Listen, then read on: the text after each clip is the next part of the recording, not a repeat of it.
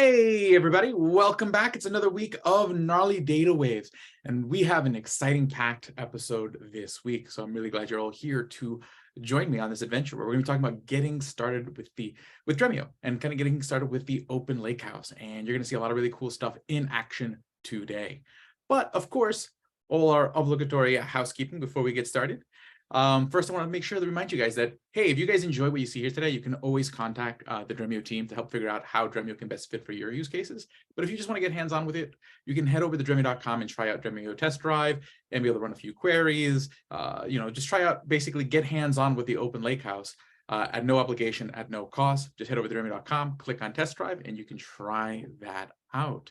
Also, just so you know, many of us here at Dremio, we're working on the book on Apache Iceberg, the Apache Iceberg Definitive Guide, upcoming book from O'Reilly, and you can get yourself an early release copy by scanning that QR code that you see on the screen. You'll have another opportunity to do so later on in this presentation. But yeah, you can get that. And I think the tentative release is like next February 2024. So keep an eye out for that. And we got, of course, many exciting episodes coming up on Gnarly Data Waves over the coming weeks. So again, this week we are getting started with Dremio's Data Lakehouse.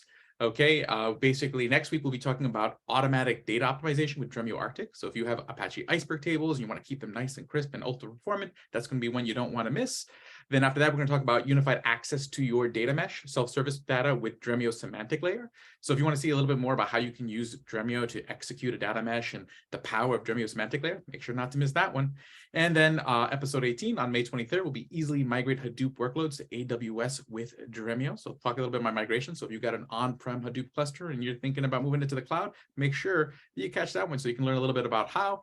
And then how MSK accelerates cancer research with Dremio's Data Lakehouse, where we can have MSK, who's one of Dremio's customers, and talk about how they use Dremio to simplify their data wrangling, so that way they can focus on basically saving lives and really see sort of like the power of the Open Lakehouse and how it can enable companies in all sorts of different spaces to do amazing things.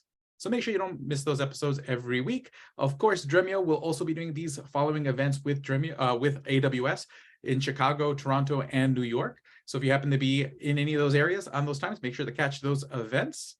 You'll see a Dremio table at all of these following conferences, such as Big Data London, Coalesced by DBT, and many more. So Dremio is everywhere, and we hope to see you there. Okay, but with that, we're going to get started with today's presentation, which is getting started with Dremio's Data Lakehouse. So to present today's presentation, I'm going to present to you Reed Maloney, Chief Marketing Officer here at Dremio, and Brock Griffey, Principal Master Solution Architect here at Dremio. Guys, the stage is yours.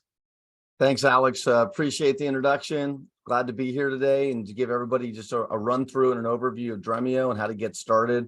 Really appreciate Brock being here and just going to run through the demos for us. So we're going to really see the product in action. You're going to get to experience it. And as Alex said, we have a test drive. So if you like what you see or the things you want to experiment with, you can go in. We also have a free cloud trial, which he didn't talk about. And so if you go to the test drive and you want to then start exploring with your own data and go a lot deeper, you can get in with our cloud trial, and we welcome you guys to sign up for that. To start off with just a brief history, obviously, we've been trying to, as we started creating a lot of data, we've been trying to collect it and analyze it and deal with it and move our businesses forward. And, we really started with the enterprise data warehouse, and those are the Teradatas and Oracles of the world. And that was great. And it really opened up a huge new wave of analytics. But then we got really into the big data age. We just had so much data and we were breaking the scale of those systems that we got into areas of like Hadoop, a lot of open source. How do we deal with the massive scale, massive different types of data? And then we're like, well, that was sort of hard to manage and slow. And we've been able to decouple compute and storage, and so that leads into like the cloud data warehouse. And so we get a lot more scale, and we're dealing with things like Snowflake now, and trying to say, okay, now I can do analytics, at a much higher scale with Snowflake. But what we found is like, well, that's really expensive, and there's still a lot of flexibility that you don't have that you would have had with the data lake. So how do you get really the best of both worlds? How are you getting that speed and BI performance that you get with a warehouse, but all that flexibility that you have with the data lake? And that's really created the open data lake movement. And this is where Dremio sits. And really at the core of this is what's been still driving for the last decade around digital transformations at most companies, which is the need to make use of data continues to go up, whether that's, hey, now, building digital products, using AI within those products, better analytics for better decision-making that's going on in these lines of business, just being increasingly more and more and more data-driven. And the centralized teams are dealing with significantly more data, and they still need to ensure there's governance and security. And so when we look at that, all these teams have been like, how do I bridge this? How do I get the business teams to be able to move faster, use data better while maintaining security and governance? And a lot of architectures have ended up looking something like this, where you have a bunch of data that's flowing in and landing in, we'll say, legacy systems, RDBMSs still that are on-prem or EDWs, and Hadoop, and then also cloud object stores. And then as all this data comes in, they're trying to make it performant for the end customers, for the data consumers within the organization. So again, they can move fast, they can find the access to the data that they need, and as they're querying it or running dashboards or apps against that, it runs really fast. And so then this is a huge complex web of ETL jobs loading into different data warehouses that then deal with things like performance extracts into different tools so that things can try to run fast. And this is super complex. It can break down. You can still have data silos within the different warehouses. And then you have vendors that end up charging you lots of money, and you have your data in proprietary formats. And so this is a really sort of expensive and complex architecture. And so as part of that history diagram I just showed, the open data lakehouse is really seeking to solve this challenge. Again, business moves fast, has a bunch of agility, can make the decisions it needs, and you still maintain governance and security, despite the fact that you have data in multiple sources and you have data coming in at large and increasingly fast rates. Okay. So Dremio will sit in here and it's able to connect to all these different data sources, provides a unified semantic layer, and then has query acceleration technology, which is then enabling you to get that BI, that data warehouse level performance. We'll show you how fast it can be with Dremio. We talk about sub-second performance, and we'll have some specific customer examples later where these dashboards are running, as we talk about, just very, very quickly. You don't have these data silos anymore. You're not dealing with ETLs, right? That's all virtualized through the semantic layer. And so it's also inexpensive. And one of the best parts is you'll see with Apache Parquet and Apache Iceberg, it's your data. So if you want to use different engines for different parts for your data consumers, maybe your data scientists are going to want to work with Spark in some elements and they like that. You can do that. It's your data. It's still in an open environment. And so this is a really, really key part of sort of modernizing that complex architecture and moving into this open lakehouse, which is again giving you the best of both worlds. Okay, so with Dremio specifically, and we'll go through some of these components, where we're different is we're the only lakehouse that has self-service analytics built in. So we have a semantic layer, we have a really intuitive and simple to use user interface that has both SQL and no code experiences. It's totally open data. We're based on open standards, and such as Apache Parquet, Apache Iceberg, and Apache Arrow. And then we deliver the fastest BI performance. And as you know, like price performance is a big element, but that'll also allow customers to operate the whole system at 1/10 the cost or less, as you'll see. This has led to us being one of the most awarded data and analytics companies in the market today.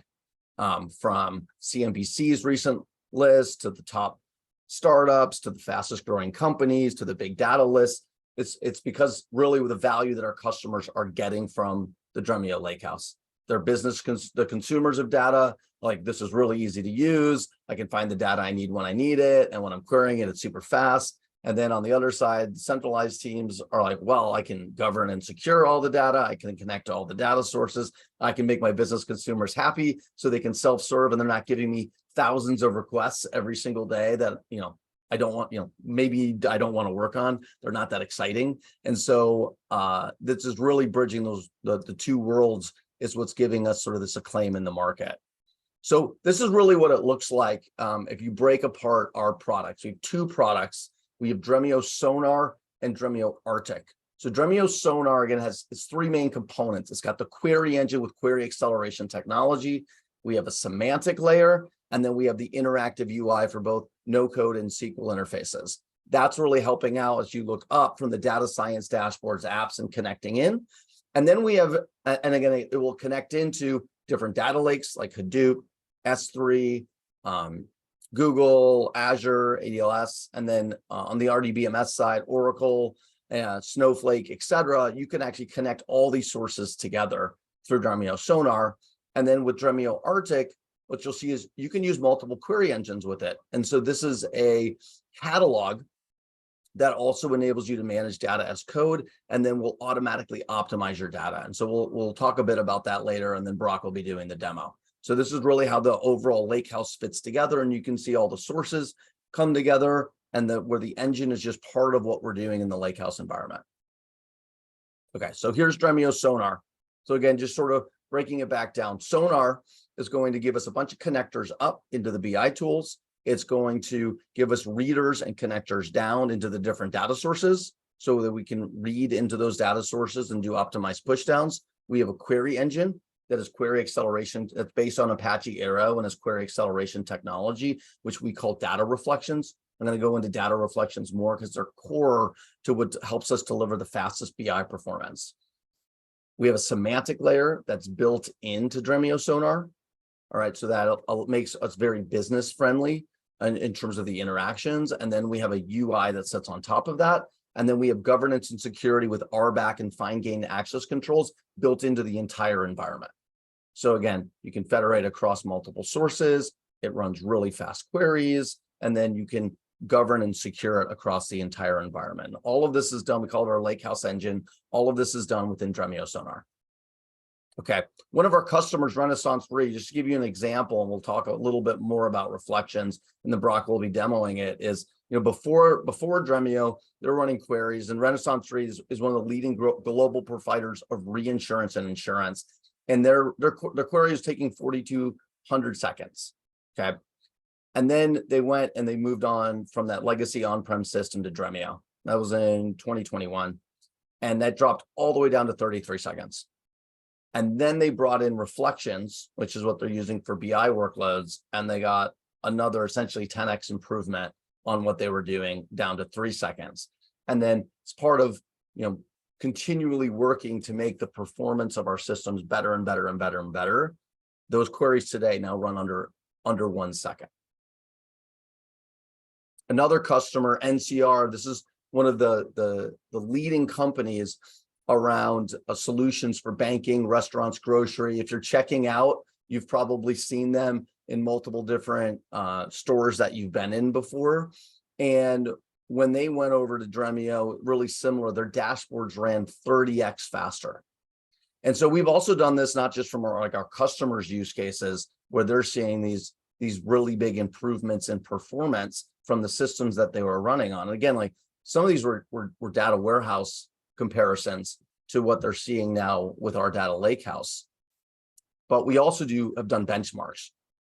So one of the benchmarks, this is a 2022 benchmark, and we continue to look at benchmarks across. This is against Trino, which is an open source query engine. So we looked at this. This is a 4-node benchmark. One is against 1 terabyte. The other one is against 10 terabytes. And these are the runtimes. And these are different queries from one of the standard benchmarks, TCP/DS, that you can look at, and you're seeing the deltas there. So if you go in, you see the red lines, that's the time it took to run Trino. The teal is for Dremio, and you can see the order of magnitude difference between different queries. And so on average, on the left side with 1 terabyte, we're about 10x, at least 10x faster, and we'll say greater than 10x faster. And then on the right side, when we go up in scale, we see an even bigger improvement. And this is where we're running over 100 times faster, which you can imagine is both great for your end customers that are consuming data because they're getting that data a lot faster. It's great for your systems because your systems aren't dealing with so much of how do I, how am I trying to scale or do more with less? And then it's great on the cost side from a price performance perspective. So what's doing this is reflections. So basically, instead of having to do all this work to create, derived tables and then BI extracts and imports and then bring them up into the visualization tool, you're able to just query those tables and views directly through technology we have called reflections.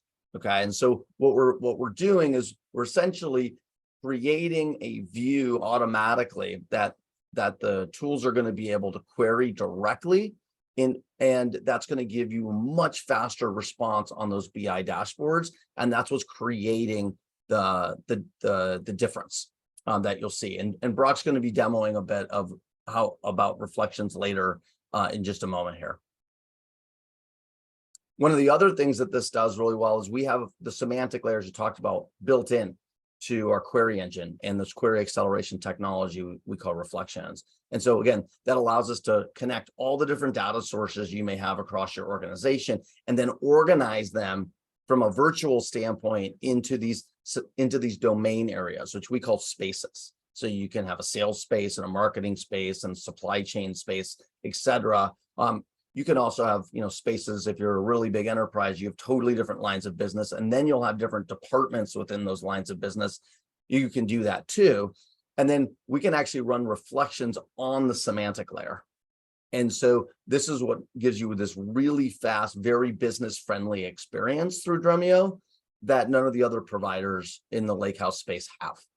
And that allows you to connect to all these different BI and data science tools that then run very quickly against the semantics of the system. All right, so we're going to flip over to Brock. Brock's going to give you a demo of Dremiosonar, and then we're going to run some of the customer use cases after that. Right, so I'm going to go ahead and share my screen here. All right, so this is the Dremio interface. When you first log into Dremio, you'll see something very similar to this. And just kind of give you a little overview if you're not familiar with Dremio already. So we have your own personal space where you can upload your own data sets to do your own analysis. And we can support a variety of file types when you do your own uploads, whether it be CSV, Excel files, JSON, Parquet files. And this allows you just to do some analysis on your own data. Below that section, we have these spaces. These spaces are what we consider like the semantic layer in Dremio. This allows you to upload or to create virtual data sets and logically organize your data and do some curation on top of the data and share it out with other users. So if you want to connect to this curated data set, you can easily do that through any tool that wants to connect through ODBC or JDBC or REST API or even Aeroflight. So all these tools can connect to Dremio and see this semantic layer. And of course, everything within Dremio has permissions. So we have the ability to set permissions on every object. So we can say at a user or a role level, what permissions do they have? Can they see the data? Can they alter the data? Can they do different operations on the data? That's all available within Dremio as well. Down below, we have our sources, and sources are very easy to add. You can just click the add source button and click a source and then add your credentials to connect to that source. Once you have a source added, it's very simple to promote a data set into, or promote a file into a data set. So in here, we see we have some sample data sets here. You can easily click on one like this CSV file, and it will pop up and say, hey, what do you want to do to format this? If it's Parquet or some other self-defined like JSON file type, you won't have to do this. But for CSVs, you do need to do this. So we can do things like set the file type, the delimiter, and go ahead and say, hey, we want to extract the field names. We have the delimiter needs to change a little bit. Let's click save. Once you save it, you can run on that data and you'll be able to get back, what did that data look like? Makes it very simple for a user to get ready with their own data and start working with it immediately. Now, let's say we have a use case where I want to do some analysis on some large data sets. I'm going to open up this business space and I'm going to go inside this transportation folder. And we've already curated this data set, this New York City trips data set. And we did a little curation on this. We can see this is what the DDL for this looks like. It has some case statement in here to give us the proper payment type. That way it's easier for us to get the correct logic on this. So coming across the top here, we have a couple different tabs. We have the details tab, which tells you a little more information. You have the columns here, so you can see every column, the different data types of that. Then we have this wiki section here, which is a full text section that you can fill out with your own graphics, text, and links in here. And through the API, you can do this automatic updating yourself. So if you want to do things like, hey, I want to list when the last time ETL ran, so we know when the data freshness is. So we can easily add that stuff ourselves. And of course, over here on the side, we have a little overview to tell you who created it, when it was created, the last time it was updated, and then you can see the tags here as well. The next tab is our graph tab. So this is our data lineage. When you click on this, this is a great view to see who's using this data set and what their views and where the views are that builds this data set. So I can easily traverse this back and forth, and I can see, how many descendants are there. So there's 15 descendants I have access to, and there's 5 of them that I do not have access to. So I only see the 10 of them here. And on the other side, I can see this is only coming from one data set. And I can traverse this by just clicking on it. And now I can see that this data set has a lot of other data sets being built off of it. But this gives me just a great, easy way to traverse and see the lineage. So if I want to modify something, I know what I'm going to affect. Going back to the data tab, let's go ahead and pull this information out into another tool. I want to do some analysis on this. I want to start looking at, how many records there are and all of this stuff. Without using SQL, I can do it in another tool. So let's open up Tableau. And that's just going to let me open this TDS file. And that's going to just link to Tableau. So let me go and switch over to Tableau here.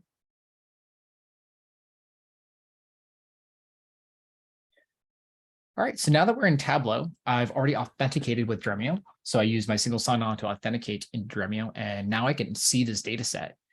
I can do things like, let's go ahead and grab, a count of how many records there are, and you can see this is over 1 billion records. So we're not using an extract here. We're going to do live queries directly against Dremio. So we're going to do querying on those 1 billion records. So let's do things like maybe find out how many records per month there are per year. I can easily drag and drop that icon over. And I can see that it easily and quickly processed that data and showed us a breakdown of how many riders rode per year. Now, I want to do some analysis. I'm going to drill into this more. Maybe I want to look at the month level, the year month level.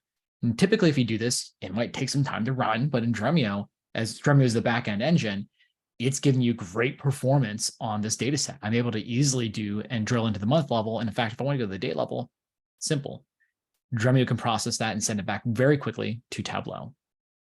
So let's go ahead and drill back up to the month level, and let's do some more analysis. Let's look at, what is the total amount that people have been paying for rides? And in fact, I want to change this to an average. So I can see, what's the average price that people are paying per ride in New York City. So you can see there's the averages per month, per year. And then in fact, maybe I want to look at the tip amount and see, how has that changed throughout the years? And I want to just go ahead and change this over to the average as well. And you can see everything I'm doing in here is at the speed of thought. I'm able to click, click, click, and move. And there's no spinning wheel death sitting there waiting for it to load. It makes it very simple. So you might be asking, how are we making this so fast? It's 1 billion records, and you're doing a lot of aggregations, and you're slicing and dicing through that data. So let's go back over to Dremio, and let's just kind of talk about where that magic happens. So over here, I have the jobs page. I can open up that jobs page, and we can talk a little bit about what's happening. So in this jobs page, we have every query that's run on the system. As an admin, you'll see everything. As an individual user, you'll only see your own queries. So in here, I can see there's this hitting of the New York City trips data set. It's coming from a JWC connection, and I can see the SQL running there. I can go ahead and open up one of these. I can see what happened here. So this is just the sum and getting the count. This is the first one we ran. And you can see it ran less than a second. All of these actually ran in less than a second.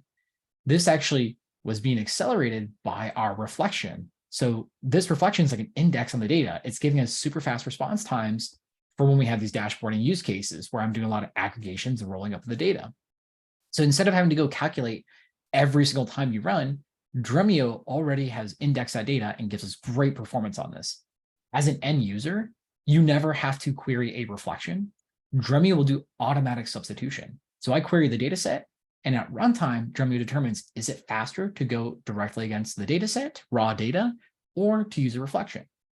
And in this case, it chose the reflection. And that's why we're getting such great performance on this. So that's great. Maybe you want to join some data between different data sets, and I have some that have aggregate reflections and some that don't have any reflections. What kind of performance am I going to see then? You might think that, reflections the only way to get performance. Well, in fact, Dremio is going to be really great. We have the capabilities to connect to any source you've added in Dremio and join between those sources, and then still get great performance on that data. So let's go ahead and just select star from that data set that we had, the business, transportation, and trips data set. And let's interjoin that to a Postgres data set. So this is not only not a data lake, but also has no reflection on this data set. So I'm going to go ahead and do this Postgres weather data set. And I'm going to do on the pickup date equals the date column. And you can see here in Dremio, it's very easy, just simple SQL syntax. You can just write the query like you would in a data warehouse and do a join between the two different data sets. And easily we come back with some results. And I can see over here, there's the two joined together. So I have the tips in total amount, and then I actually have some weather data coming in here. Now I want to do some analysis on this, and I want to pull out back out in the Tableau and see, you know, am I going to still get performance when I do this join? So I'm going to go ahead and save this here. I'm going to call it Brock weather. And now it's saved. Let's go ahead and jump back over to Tableau. And let's just change our data source. So in Tableau, I'm just going to go ahead and go to the application space. And I'm going to look for that Brock weather.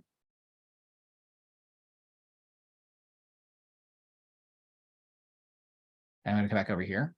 We can see the count got messed up, so I'm going to remove that count because it's looking at the old one. And now we're going to do a count with the new one.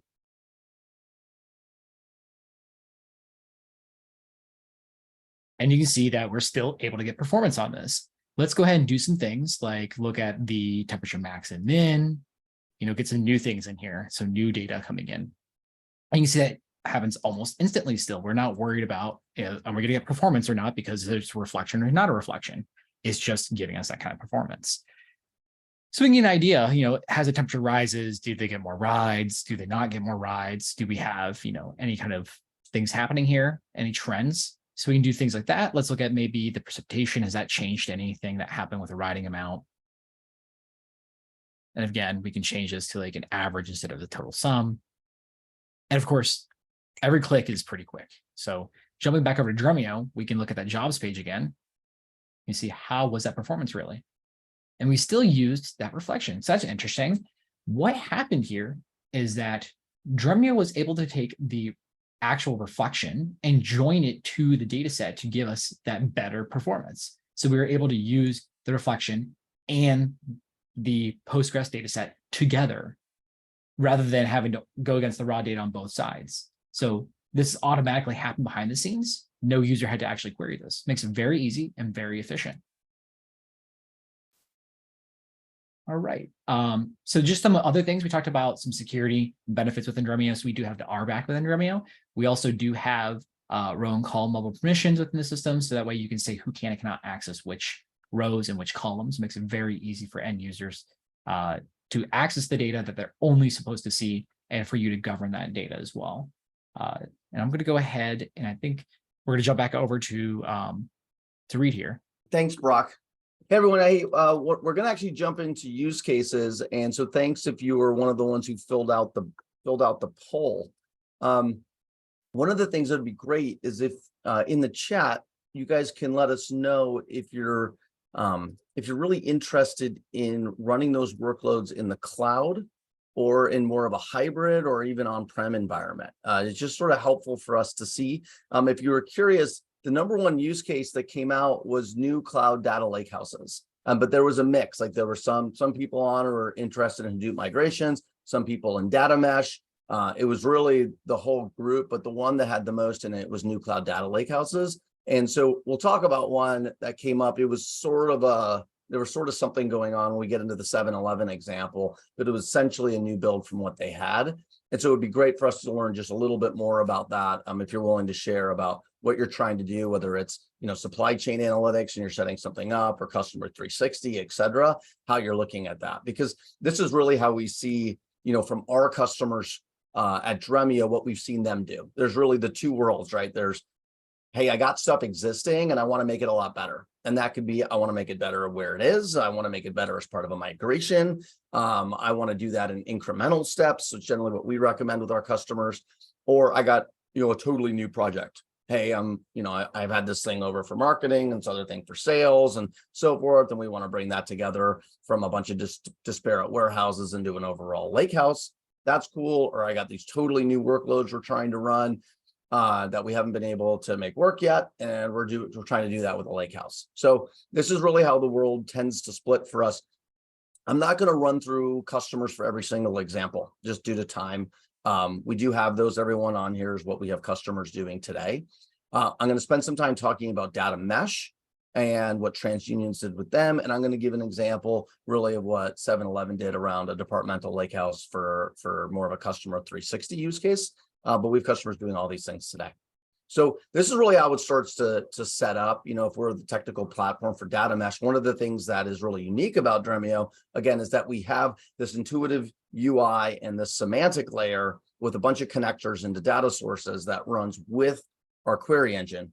And so what that allows us to do is, if you take these different, physical data sets that are coming in and landing in different sources, we're then creating the logical version or the virtualized version of that into these spaces, which are really just views, right? And within these views, you're looking at them as, data products in the data mesh space. So you get these different sets of data products, and you can then collaborate and set permissions between spaces. So there's things that marketing can view from sales. There's things sales can view from data. And as we get into the Arctic group, you'll see that one of your departments or overall lines of business can actually take a data product from one domain, branch it, and basically start merging in data that's specific to them for their domain and have a whole different view just for what they're working on, leveraging a data product from a different line of business. Okay, and so these are all things that are built into the overall Dremio system architecture. And as you see at the top, there's that unified access layer. I say that, this comes from our semantic layer and then the UI with the semantic layer to allow the different departments to work on the data without ever having to make a copy or ETL the data. It's just, you're going to land the data, and then you're going to be able to work with it right where it is. An example of that's TransUnion. Okay, so a lot of people think of TransUnion as a credit reporting agency, and they do that is something that they do very well, and they actually work for over 1 billion people. They have a record. They really view themselves as an information and insights company, and they want to make sure that every individual, whether they've had a credit history or not, is reliably represented in the market. And they do that through something they call TransUnion's True Picture.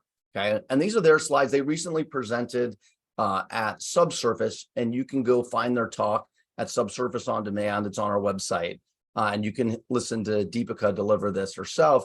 But what they do is they're trying to combine the different elements of data that are available. And then obviously, as you can imagine, with so many people, it's a very highly regulated environment in which they're trying to deliver this type of data mesh and self-service architecture. And so this is really what they're trying to do. You can see this over in outcomes. They have sort of this self-service domain agnostic outcome they want for their systems. And then they want the data to reside where, basically continue to live where it resides, which allows them to have a layer that provide data governance, which is really important. And so they have a hybrid architecture. They have some data that's more in private systems. They have data that's in Google. They have data that's in AWS. And then they have a whole set of different sources. And so they mesh together those sources. They use Dremio to do that. They provide it into multiple domains, and then that goes into multiple tools. So you see here, the ones that they're using are Tableau, Alteryx, Jupyter, RStudio, and SQL. And then you can use other engines as well into the data. So one of the things that they have is, for some of the things they're doing with Python and Spark, et cetera, you can see that are things that they're doing to the right on the side and then connecting into the different data sources. So this is what their data architecture that they've rolled out organization-wide looks like. And so what that's done for them is, by bringing that picture together and then enabling the analytics on this, one of the cool things is that there were 60 million contacts, all right, that they, this is in the US specifically, that they didn't have the right kind of credit data to make scores on. So what that means is they couldn't gain access to credit, they couldn't be evaluated correctly. And based on the analysis they were able to do as part of the platform, they were then able to provide credit to 60 million additional people. And we can imagine if you look at different economic studies, how big access to credit is in terms of economic prosperity. It's going to have a huge difference in economic delivery overall. So it's really important for their company and important for overall economy. They were able to do this in India too. And so in this case, very similarly, that they're trying to combine lots of different information to give a reliable view of, being able to access credit in that in India. And because of that, they were able to deliver, be able to provide credit for up to 89 million farmers. So this is the kind of impact that they're able to drive from taking their systems, combining them together and opening them up for analysis across the organization. So that's the data mesh example. Going into the 360 example with 7-Eleven, they obviously have a lot of different stores across the country, and so and across the world. In this case, 71,000. And so before Dremio, there's architecture that was using Azure Data Lake Service, Databricks, Pinot, and Presto. And then they were on top of Presto, dealing with some extracts into Power BI. And so they looked at that and they're saying, okay, we want to provide an architecture that's much simpler and is able to provide, you can see they had a poor user experience when we're trying to deal with the consumers of the data. And so by moving to Dremio, they simplified this, and they basically just go straight from Azure Data Lake, where the data now lands, to Dremio, and then to Power BI as the front end. And so they're able to provide much faster time and a much better experience to their to all their disparate users who are trying to understand like who's buying what when into a lot of their different retail stores. Okay, so one of the things we're going to touch on is, we've been focused on Sonar overall and some of the use cases we see our customers on. One of the technologies that's really enabling the Lakehouse is Apache Iceberg. And it's really what is helping us do full warehouse capabilities on the data lake, which is where we're talking about Dremio and a data lakehouse versus, being a part of a data lake. And so one of the things that's interesting to look at is, Iceberg has really just taken off in the last year. And you can see this is Maven Central Apache downloads over the past 12 months. Really, really grown as this idea of the lakehouse and what customers can do with it has really taken hold in the market. And as individuals have gone this route and they start talking to other people about what they've been able to achieve, you've just seen a lot of growth within the lakehouse environment overall. And so one of the things we like about Iceberg, and by the way, we support both Delta Lake and Iceberg, but you'll see we're making more investments faster from an innovation perspective with Iceberg, largely because we believe it will become the open table standard.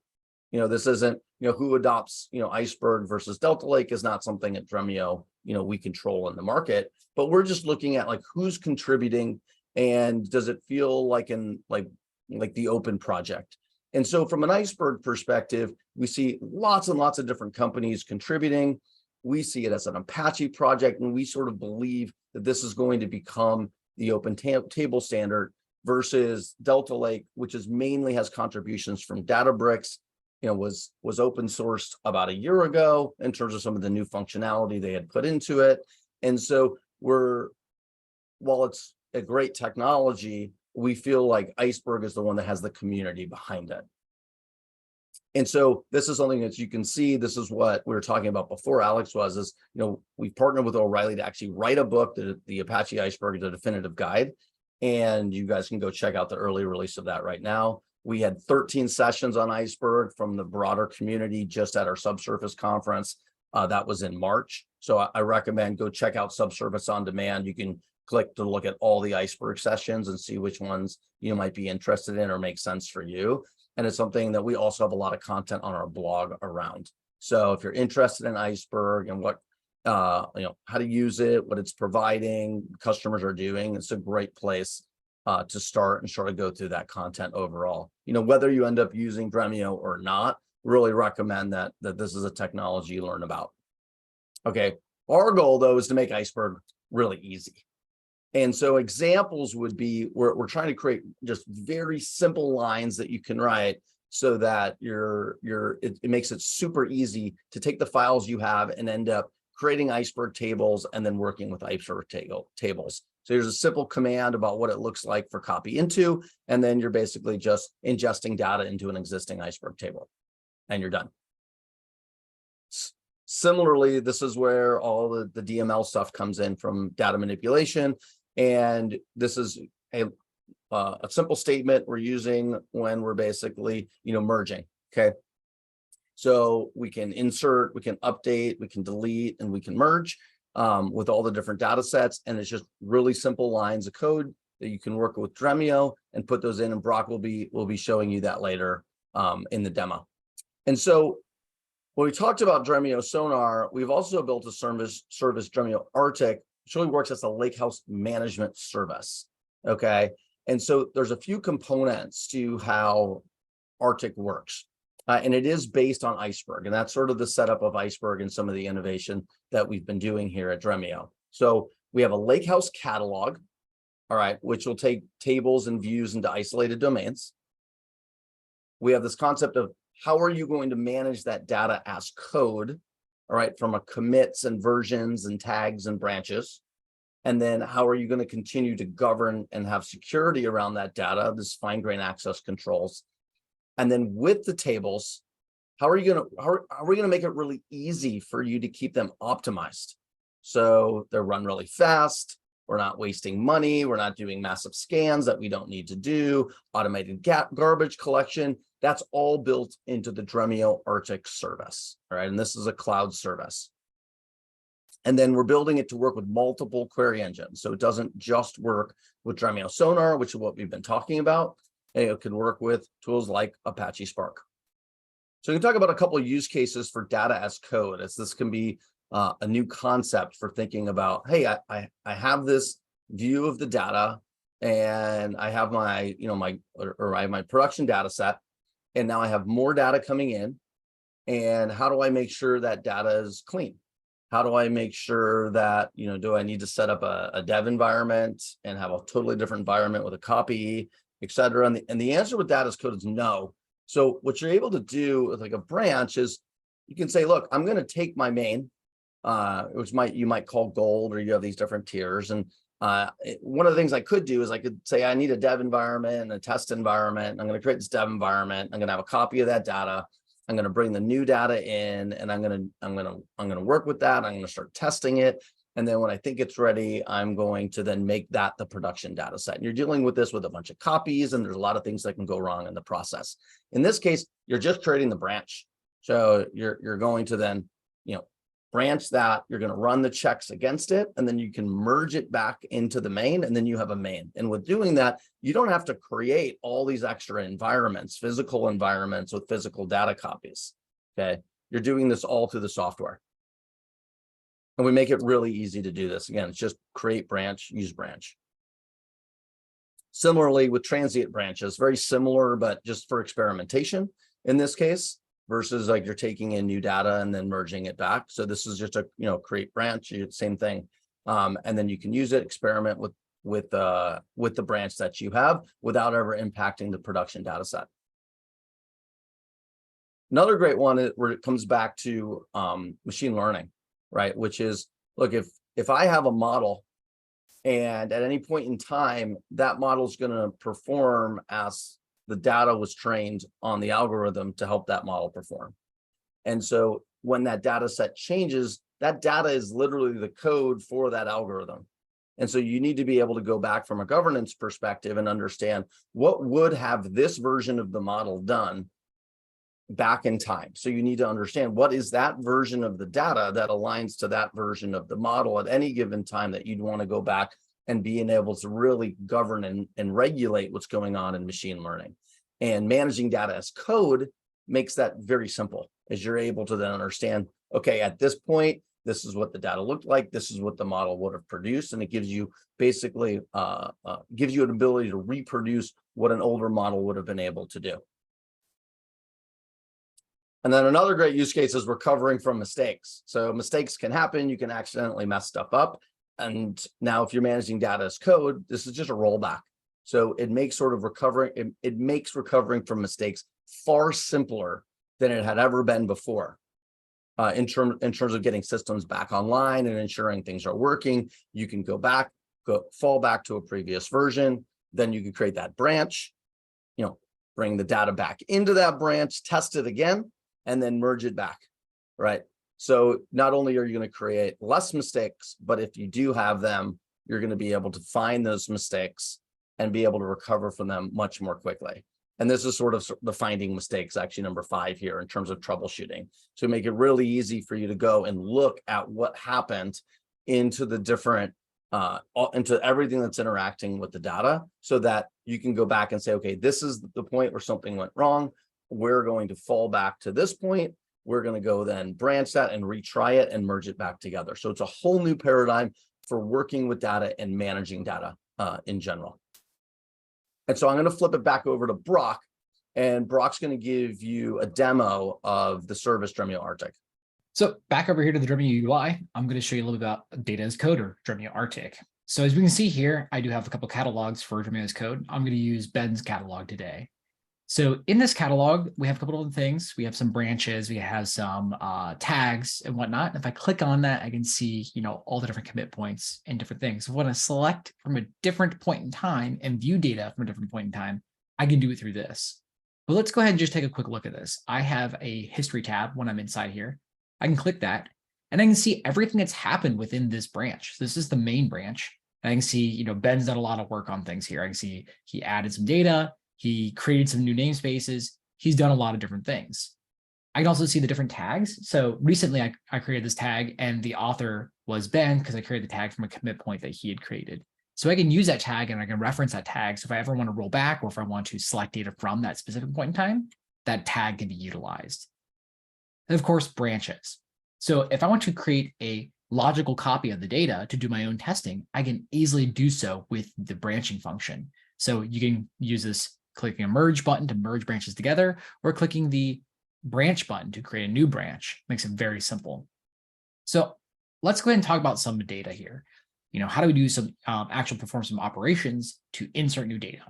So let's go ahead and first start looking at this table I have here. So I am going to query from this model prices table inside of the Arctic catalog. And I'm using the context here, Ben's catalog and the cars. So that's the namespace cars inside there. So if I select from this, I'll be able to see, what do we have? So it just shows us some Tesla models here. We have the S, the 3, the Y, and the X, and we have some prices for that.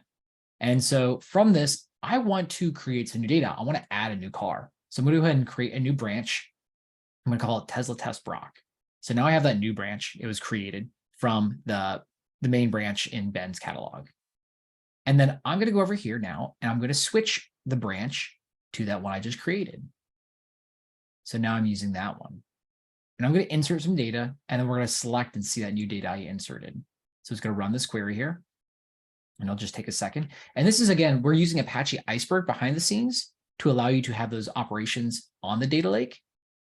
But Arctic is what's going to allow us to create branches and do automatic optimization on that data. So we can see I selected the data from the insert that we performed, and we now have that new record coming in there. And if I wanted to, verify that I did not mess with the main branch, I can specify in my query to select from the reference main. So let's go ahead and run that. And this one, as you can see here, does not have that record. So now that I know I have my new record, I want to merge it into main. Very simple. It only takes a second. And even with large data sets, because larger operations, because they're just pointers, it's going to happen in seconds. So now the data has been merged. I can go ahead and select from main, and I should see those new records in there. So you can see Cybertruck's now in there, and we can go off to production. But wait, what if I made a mistake and I need to revert back? Well, I can go find the previous commit. If I go in here, I can find the main branch. I'm going to grab the previous commit. So I'm just going to copy this. And I can use a tag also. I could just say assign tag, but I'm just going to assign the commit. So I'm going to go back one. So I'm going to go ahead and revert back. And now it's assigned that commit branch. And if I select again, I should be before I did that operation. So there you go. There you have it. I was able to insert data, validate the data, and then merge the data together, find out if I had an issue, and revert back from that issue. And if I wanted to explore more about this, I could go back into the history section. I could go find a specific branch. Maybe I want to see the Tesla Test Brock. I'm going to use that one. And then we can see, okay, I did put some stuff here 2 minutes ago. And you can obviously see the different branches. So this allows you to, again, easily view the history and everything else that's happened in here. And because all the data is being stored in the data lake and Arctic is not bound to Dremio, you can use other engines. So maybe you want to use Spark or Flink. You can use those engines to interact with Arctic as well. It's a catalog.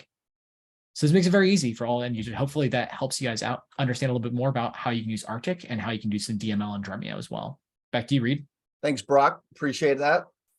So, we'll talk about one of the customers who's using Arctic, and this is Merlin Network. So what Merlin does is they basically sign deals with all these independent music providers. They then have them listed on the things that where you typically are listening to music now, streaming. So like Spotify, Apple Music, etc. They track those listens, and then based on the listens, they're able to compensate and pay independents for the music that they're providing. Okay, and this is a massive volume of music, across these networks. So what they did initially is they basically started by moving to Dremio to simplify the architecture. And this is a lot of what we already talked about, right? They're basically saying, look, I can get, really fast BI performance straight on the lake. Why am I going to manage all these ETLs and extracts and all this stuff in the middle? I can simplify the architecture. I can make lives better for our data engineers. I can save money and I can improve performance.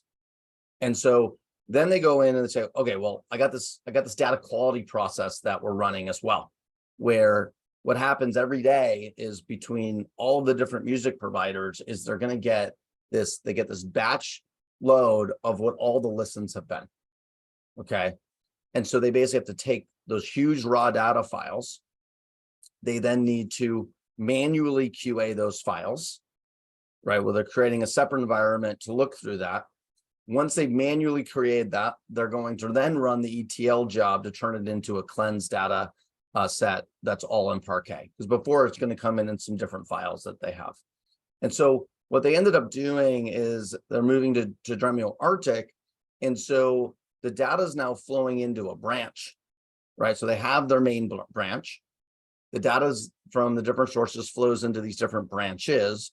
And then as the data is QA'd and tested within the branch, which they can now automate, it then flows into the main, they then merge it back into the main branch. So they're basically taking a process that takes quite a bit of time, effort, and is error prone. And they're really reducing the time, and then they're significantly reducing the numbers of errors in the data. And so they're able to take those loads that are coming in and process them much more quickly for their end customers, which are the music independents that are coming out to go do that. So this is just one example of how DremioArctic's being used by customers today. So with that, we'd like to open it up for questions. Again, the easy and open data lakehouse, really different because we have self-service analytics built into the product, as we talked about, totally open data built on open standards, and we're really offering the fastest BI performance and typically one-tenth the cost of cloud data warehouses. So this is what we see customers gravitate to. We saw that whole range of use cases that we have customers for. And so if you have a use case that you're looking at, anything that's, we'll say, warehouse related, let us know, take a look at Dremio. We think you'll find what you're looking for, and we'd love to help you out. Hey, everybody. Again, put any questions that you have in the Q&A box. But while we give you guys a moment to put in some questions, I'd just like to ask, Brock, Reed, what are the different approaches if people want to evaluate Dremio and try it out for free? I know we mentioned the cloud trial and the test drive. Are there any, along with those, are there any other ways or that people can just try it out? Yeah, sure. I mean, usually the easiest way is if you just want to work with sample data, that's what the test drive's for. So your environment is to just go in and you'll see that we have some data sources already pre-populated for you. You can go then and play with the UI. You can then use things in spaces. You can run queries. You can run sort of any type of query you want. You don't have to run the stuff that's just in the documentation, but obviously we have a getting started guide to get people to just sort of understand okay, yeah, this is the level of performance you can expect. This is what it feels like. Hey, I can just click here and Tableau is integrated. You can feel that very quickly, and you don't have to sort of go through, you'll say, connecting it into your own data sources. But if you want to go into your own data, which eventually any customer is interested in using us will, the best place to do that, in our opinion, is our cloud trial, because you can go in, If you already have data in S3, you can just give credentials into S3. If not, you can load CSVs, JSON, other Parquet files you have, you can just load them in and start working with them. So it's super easy. But if you have data that's on-prem, you have data that you want to work with locally, or you just want to try it out that way, we also have a community edition software product. So there's lots of different ways for you to go and experience Dremio, play and experiment. We want experimentation to be free for our customers. And then, if it makes sense for you based on your use case, yeah, go contact us, and we'll work with you through a process. Awesome. Or in Thank the you very cloud, much. just keep using. Yes. Brock, Brock, here's a question for you. How does CI/CD work with DremioArctic? All the tools can be used from code. How can we manage separate environments? Yeah, so typically in Arctic, when you're working with CI/CD, most people are going to use one Arctic catalog and then use branching for your CI/CD process. So what they're going to do is no one touches main. That's the golden rule. Don't touch main. What you're going to do is you're going to create a branch from main, and from that branch, within that branch, you perform your development work. So whatever development work you're trying to do, you do all that inside that development branch. And then when you're ready, you merge that development branch into production. And of course, if you have problems, you can roll back. But typically, that's how people are going to use and manage that CI/CD process, because that's going to manage not just the code, but the data as well. Most other CI/CD processes are only going to manage one part, or like checking in the code into GitHub or whatever. And that's going to cause it to be a little more complicated, because you can't check in data into GitHub, whereas Arctic's going to do that data check-in essentially. Cool. And just want to add one thing to that, is that when it comes to like any tooling that you already have, the beauty of Dremio is that like everything can be controlled via SQL. So any tooling you have, long as it can send SQL to Dremio, whether you're using like orchestration tools, anything like that, can be used to also automate these processes. So yeah, you can send SQL to Dremio via this REST API, its Aeroflight interface, its JDBC, ODBC interface. So whatever tool sets you're used to, they can communicate with Dremio and be able to automate that process. Another question, how can we define access scope for individual stakeholders? Yeah, so within Dremio, I showed a little bit earlier, there's either you can do it through SQL or you can do it through the web UI, but you can specify who has permissions on what data sets, whether it's select or if it's alter or etc. on the data sets, or if you want to go the hierarchical route, you could do it at within a space or a folder, but you can set who has permissions to which object. And that applies to any object in Dremio. So it could be, all of your spaces, folders, data sets, or your sources in the folders within the sources or databases itself within Dremio. I'll give it another 30 seconds for any remaining questions. So if you have any remaining questions, ask them away. Here we go. What options to connect Dremio from Ruby? Okay. Brock, you know that one? I don't have that off the top of my head. Alex, have you done that before? I haven't done that, but basically, at the end of the day, whatever language you want to use, you can always communicate to Dremio through its three interfaces, like the JDBC, ODBC interface, the REST interface, or the Aeroflight interface. So essentially, with Ruby, you could just use any HTTP client to send REST API requests to Dremio to interact with Dremio. So if you are trying to create like serverless functions in Ruby or something like that, you can just do that through API calls or a JDBC client or ODBC client or via Aeroflight client. I'm not sure if there's an Aeroflight client for Ruby implemented yet, but any of those three, and that goes for all languages. So basically, you have those three doors in any language you want to write tooling in. So whatever your favorite language is, there is a way to communicate with Dremio. Yeah, and then just a separate one here. This is a different question. So Constantine asked about they're ingesting data very rapidly and about reflection schedules, updates, etc. There's a customer we have that's Spice AI, okay, and they do incredibly fast updates on reflections based on data coming in, and they had a session at Subsurface. So that just want to let Constantine know, like, that might be worth checking out. And I've talked to the founder over there, and so if you're interested in learning more about how they're doing it very, very quickly, that could be something we could talk about more. It's really cool, their setup. Yeah, and I would just encourage you to look more into reflections. There's a link that I sent with that. One of the type of reflections you might want to look at is an external reflection, which is typically what people want to use when you want to have the data constantly updated. In this last question, what format does it send data via HTTP interface? I would refer to the Dremio docs on some of the specifics, but I know as far as like if you're sending data to the API, I know I've sent the data via like a JSON body. in the past, and then I think it'll send back JSON. But I don't know if there's like any kind of like protobuf endpoints, but generally I'm pretty sure it's all just JSON API. Yeah, if you're using the JSON, if you're using the REST API, let me be specific. If you're using the REST API, it's going to come through as it's going to come through back as a payload in JSON format. If you're using like gRPC, right? So that's different. gRPC, it's going to be using like protobuf, it's going to be using Aeroflight. So it's going to be the Aeroflight connectivity back. So it depends, HTTP or HTTP2 is the gRPC. Very good point. Yeah. So basically, if you're using the Aeroflight connector, you'll receive as protobuf. And bottom line, Aeroflight's always going to be sort of like the fastest connection because you're getting the data in OR format, so there's no serialization. You're getting it in that protobuf format, which is binary. So when Aeroflight's an option, that's always a great option. For those who are not familiar with Aeroflight, it's a really cool. There's actually a cool video on YouTube you can watch where we actually run a query to Dremio with ODBC and Aeroflight side to side, so you can see the difference in how quickly the data transports. It's the same exact query, same exact data, but Aeroflight just does it so much faster. All right, Alex, I think we gotta wrap this one.